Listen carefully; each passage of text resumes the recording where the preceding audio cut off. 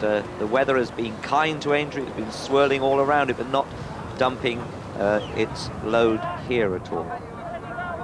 Golden Freeze very calm there as he walks down. Elfast is 10-1 joint favourite with Latent Talent and Golden Freeze, who's come in 2 points, and also Solid as a Rock, and only a point behind them, 8 Springs. Would you believe it that only a point in the betting separates the top 5 horses? It tells its own story. It's a wide open race. Number 1, Elfast, with the red hat, homebred by the Webbers. John trains and owns this one. Martin Lynch on board, 11 stone 10. Well, it's all about to happen. Let's settle back and go with Peter. The starter actually not up on his rostrum yet, but it shows how keen these boys are to get a place before they get to the chair. Let's go with Peter. And Wrekin Hill carrying the second colours of Peter Pillar. I mention that just for the benefit of my colleagues out in the country, John Hammer and Julian Wilson. Turned broadside of the tape at the moment is Butler's Pet. Just being turned with Sirrah J. They're told to keep their heads well back. This looks as though it could be it. No, an appeal there. An appeal there on behalf of Wrekin Hill's rider, who I mentioned is in the second colours of Peter Pillar. Captain Moore in the first. Butler's Pet still just giving a little bit of trouble. You can spot his number there. Number 25.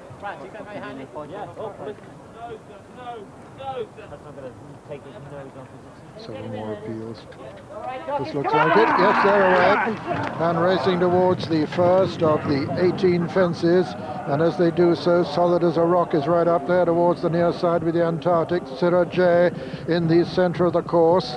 And Red Columbia right up with them too. And Mr. Tom Burr as well. And as they land over that one, see a faller there in rear. Willison has gone there. Willison is a faller at the first, coming down towards the second. The Antarctics and Solid as a Rock and Sirrah J.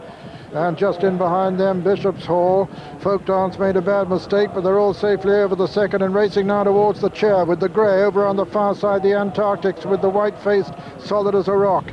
Then Golden Freeze over on the far side. Latent Talent and Sirrah J towards the near side. Solid as a Rock has gone there. He's brought down Golden Freeze. He's brought down Elfast. They're racing now towards the water. The Antarctics is the leader. From on the near side, Sirrah J, and then Latent Talent, then last year's winner, J.J. Henry, and behind them, Mr. Byrne. Behind them come Bishop's Hall. Then on the outside is Red Columbia. On the inside then is Ronan's Birthday. Racing out into the country now with the Antarctics the leader. Sirrah J has gone up into second. The Latent Talent is third. And Ainsley Fox was also a faller at the chair. Last year's winner has moved into fourth now, J.J. Henry, but it's the Antarctic, Sirrah J, Latent Talent and J.J. Henry as they cross the Melling Road and join John Hanmer. The Antarctics on the inside from Sirrah J, then J.J. Henry. Tom Burr towards the centre of the fence is well up with the leaders. Latent Talents right in behind them as they come to the fifth.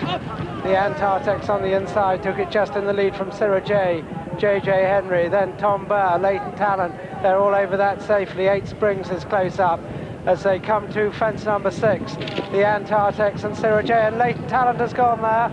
Made a bad mistake, gave his rider no chance. Butler's Pet's tailed off as they come to the second open ditch. The Antarctic, Sirrah J, J.J. Henry, Tom Burr on the outside, then Skin Hill, and they're followed by 8 Springs, then Ronan's Birthday, Wrekin Hill, another schedule who's made ground, Captain Moore, Interim Lib, Shanna Gary and Red Columbia as they jump the next and over to Julian Wilson.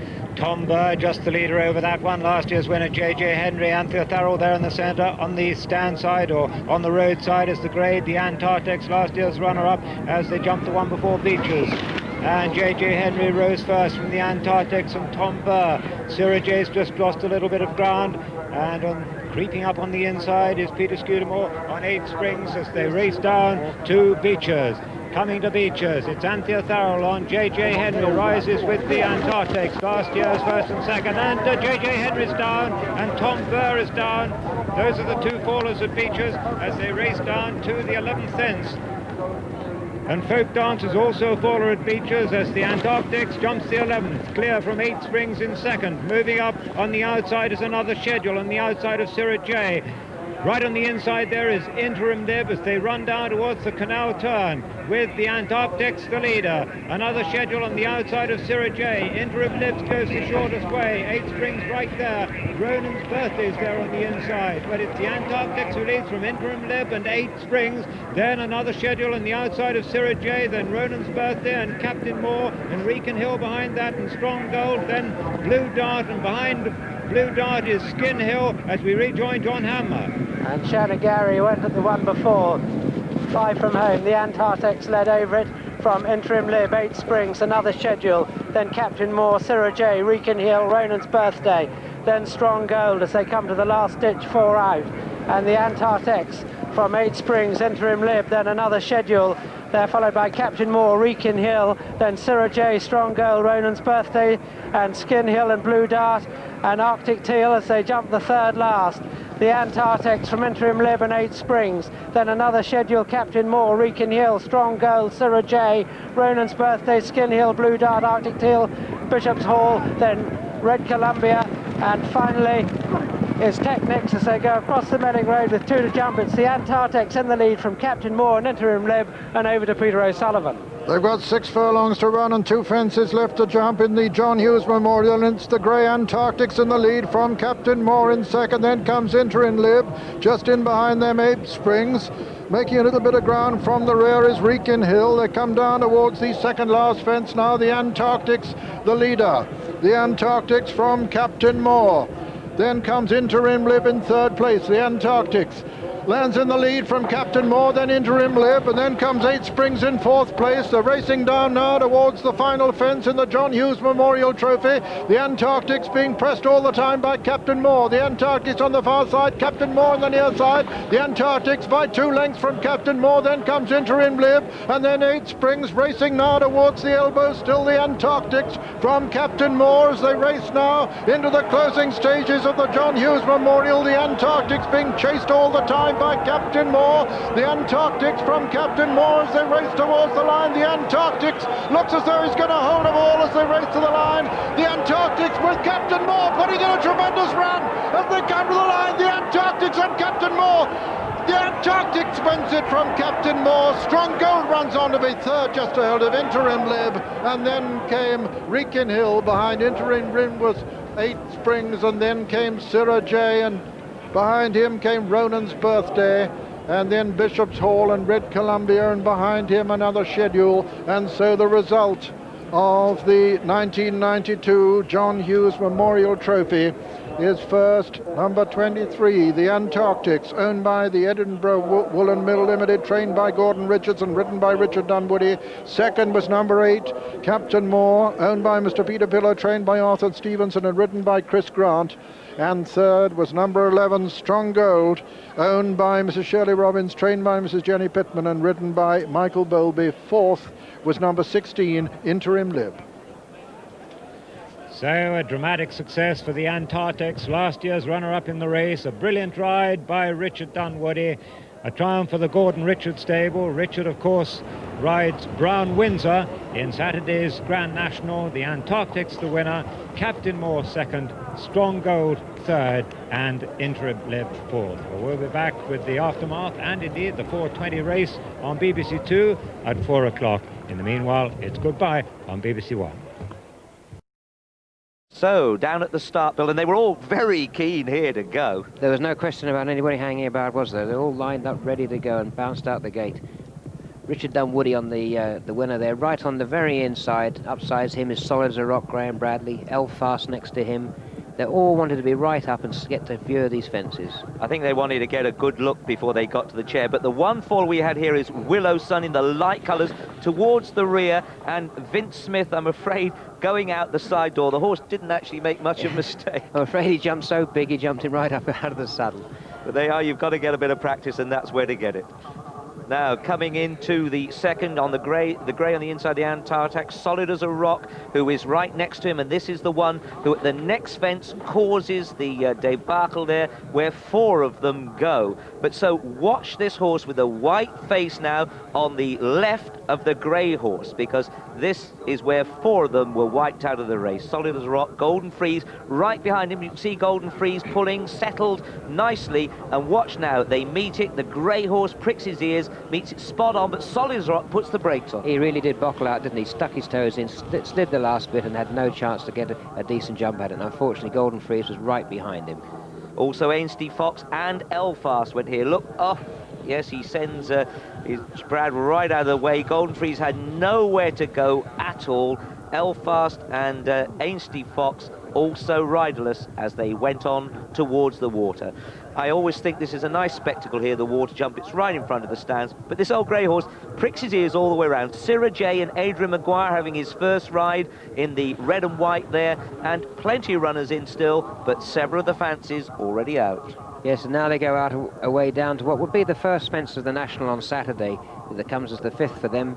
Sirrah J, who's up there with the leaders. Adrian Maguire's had a great ride round here and done him all the world of confidence for Saturday when he rides the favourite cool ground. And Latent Talent is the 3rd horse, and JJ Henry, last year's winner, in 4th. Tom Burr is in 5th there. He doesn't complete, but as they go out to face the fences in the country here, what will be the Grand National first fence on Saturday, you can see they start to fan out here because it's a long run. Horses get into a rhythm, then they cross this Melling Road, and it can put a horse out of his stride. But here they're all well in control, and they've settled down now. From the low angle, you can see the runners coming in nicely spread out, some of them getting a good view on the outside. There was Arctic Teal towards the late outside, and Mark Richards, who of course had a funny ride early on. Now they've settled down. The next fence is quite an inviting one, Bill, and not too difficult. Yes, you say they've all found out here. JJ Henry, last year's winner, jumping like a buck for Anthea Farrell, really goes and gives us a bit of height. They all Latent really Talent, Bill. Oh, yeah. Oh, there's the way to get off them. A.D. Smith, who'd only got this ride 10 minutes before the race, and there he is, lying in the grass. This wasn't a race for jockeys called Smith, was it, today? Now, the grey horse, who has put up a tremendous performance, really does enjoy his jumping, and his ears are like antennae. They keep flicking as he weighs it up. On the outside there, Tom Burr, the yellow colours of JJ Henry, who stands a million off that one, and coming into it, Skinhill and Mick Fitzgerald in the blue colours. But again, on the outside, Arctic Teal and Mark Richards not really enjoying it and going the easy way round. Now, they're settling down. They know they've got to get back in control as Beeches is not so far away. Now, this fence, let's get down to Beeches. These fences, the drop gets a little bit greater each time. The grey horse there puts in a little pop short one, gets a bit of height. On the inside, Peter Scudamore there with 8 springs, having a good ride. Skewers always goes right round the inside, as does Richard Dunwoody.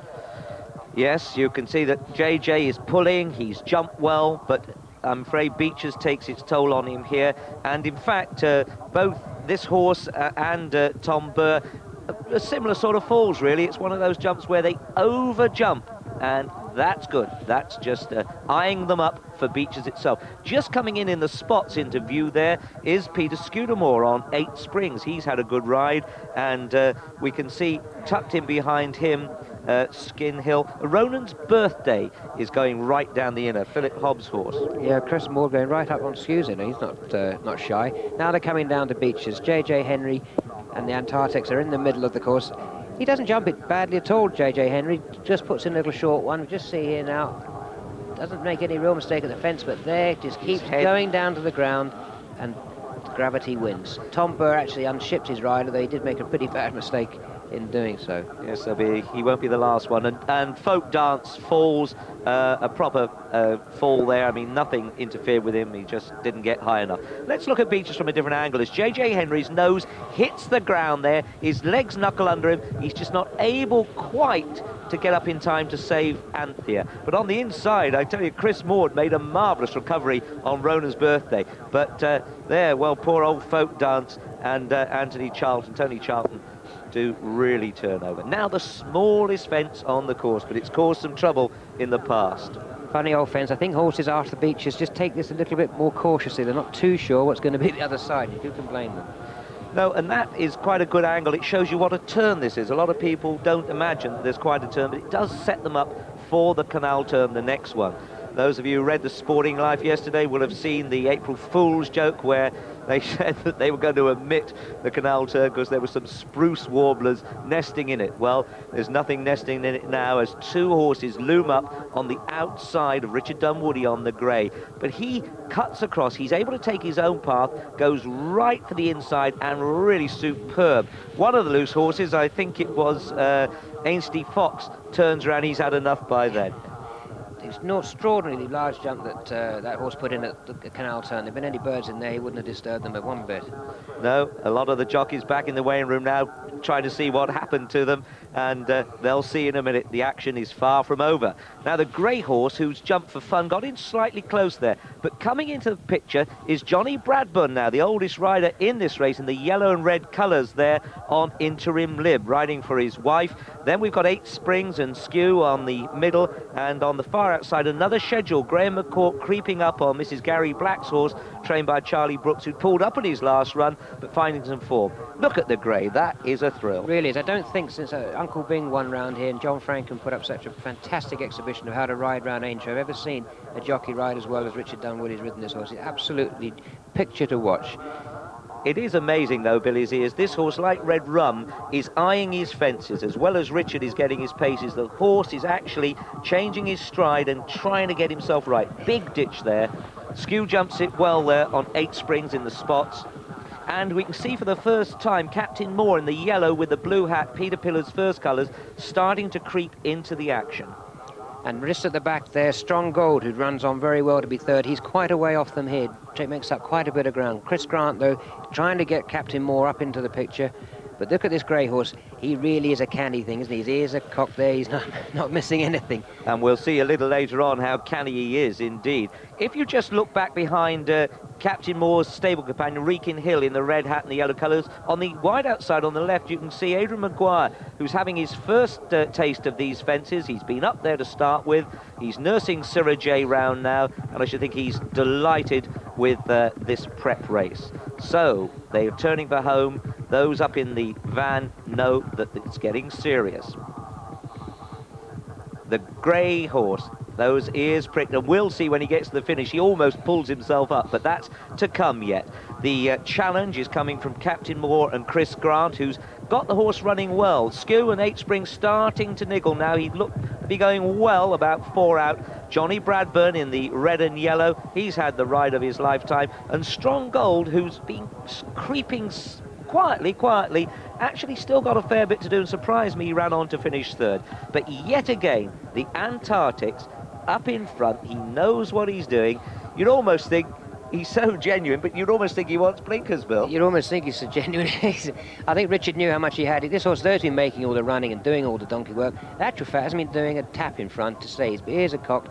He's looked at every fence and jumped it just to be absolutely sure everything's safe and sound the other side. And he's a very, very careful, economical sort of horse. I think he's just got a fair bit in reserve, even though he doesn't actually look it. Richard's given him a smack here, I think, more than anything, to try and set him up to get on with the job in hand. I think it's pretty relevant, you know, that the fallers early on, and several were brought down at the chest.